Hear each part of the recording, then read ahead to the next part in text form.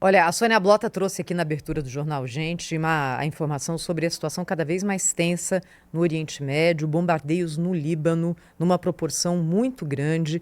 E a Embaixada do Brasil em Beirute deve começar uma consulta com a comunidade brasileira no país, que é numerosa, para avaliar uma possível operação de resgate. Direto de Brasília, a repórter Tayane Mello com as informações. Muito bom dia, Tayane.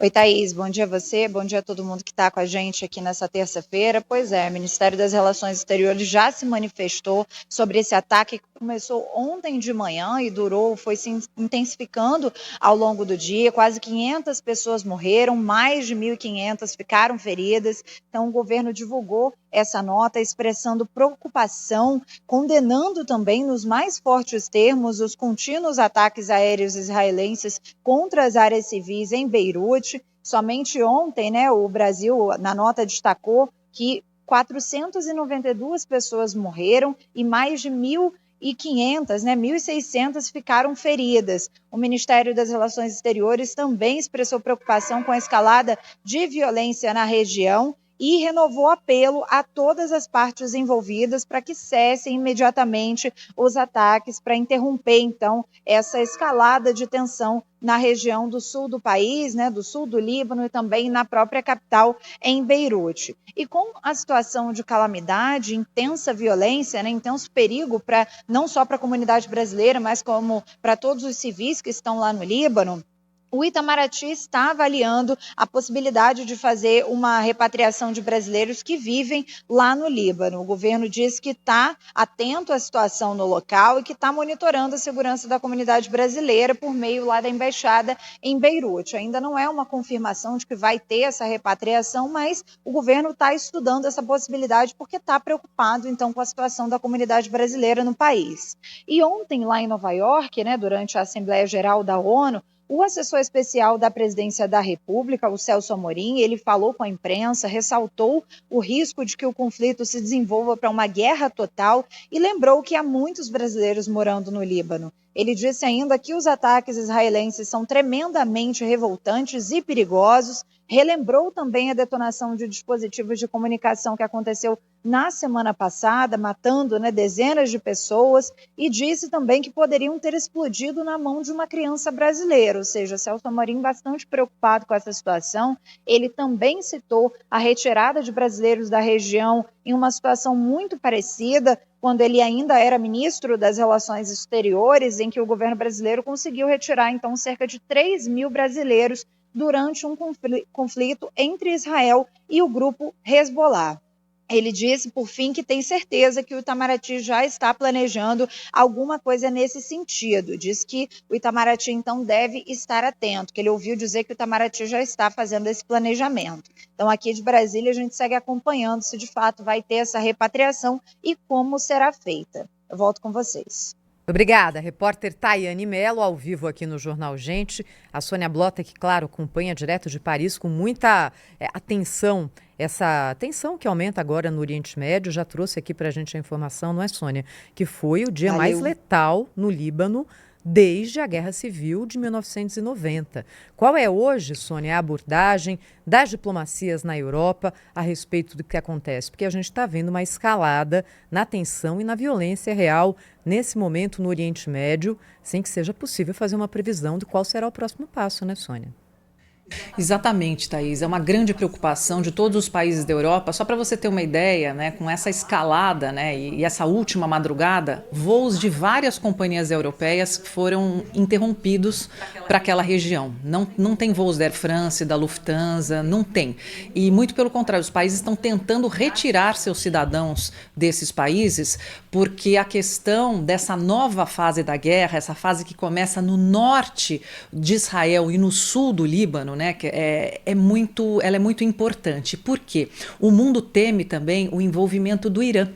E o Irã se envolvendo, a guerra toma uma proporção muito maior e pode sim envolver o mundo todo. O que a gente fala que é no Oriente Médio, a coisa pode se alastrar. E é muito importante a gente deixar claro o que é o Líbano e o que é o Hezbollah.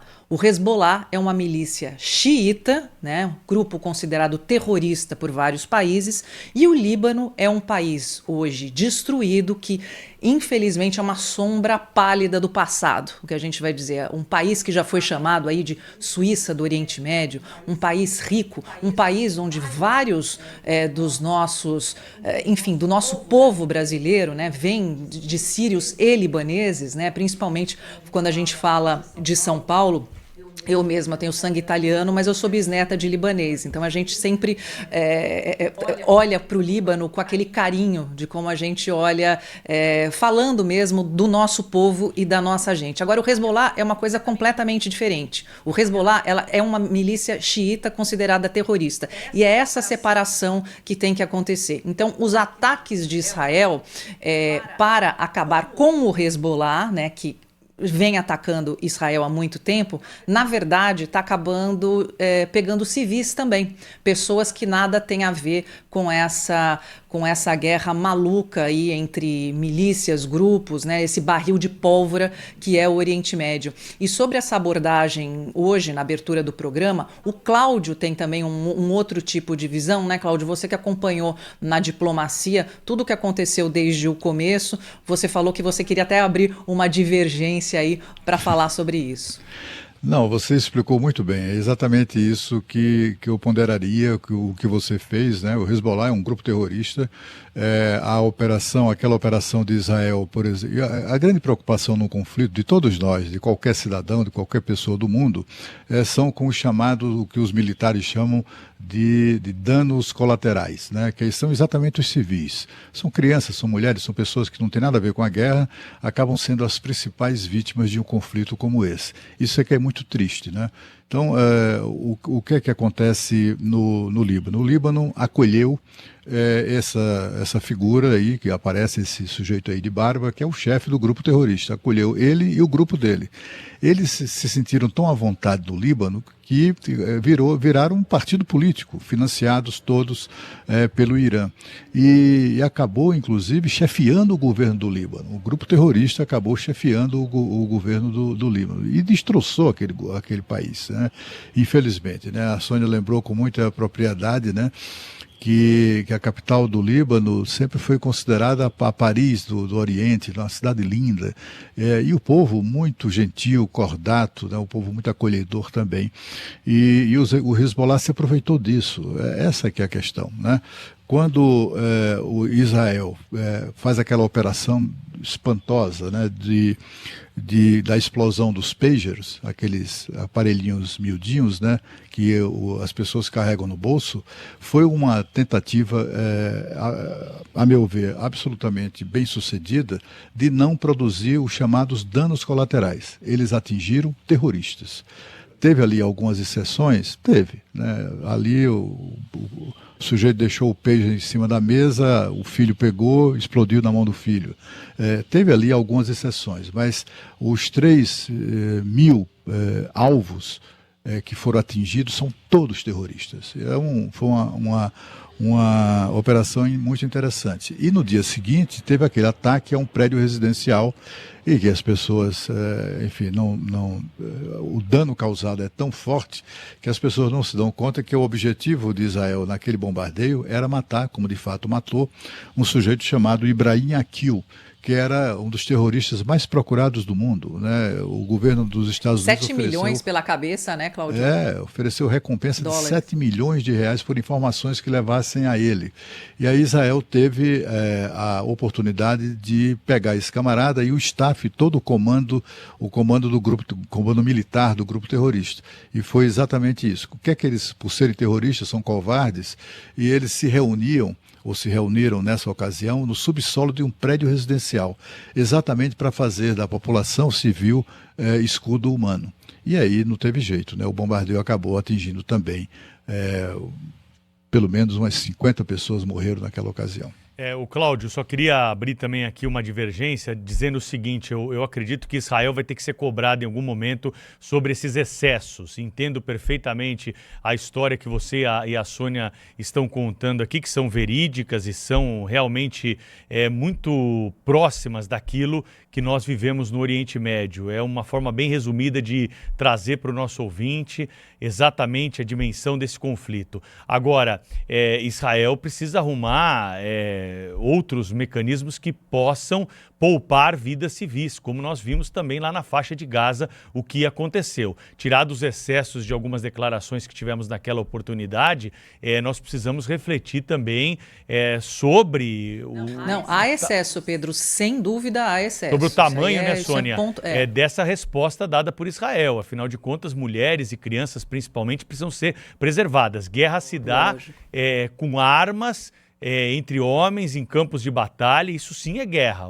Outras atitudes que são tomadas com a justificativa da guerra têm outro nome que não pode ser atribuído à guerra, não. Pois é, mas tem também um aspecto que essa guerra não é uma guerra regular. Não é uma guerra entre países, né?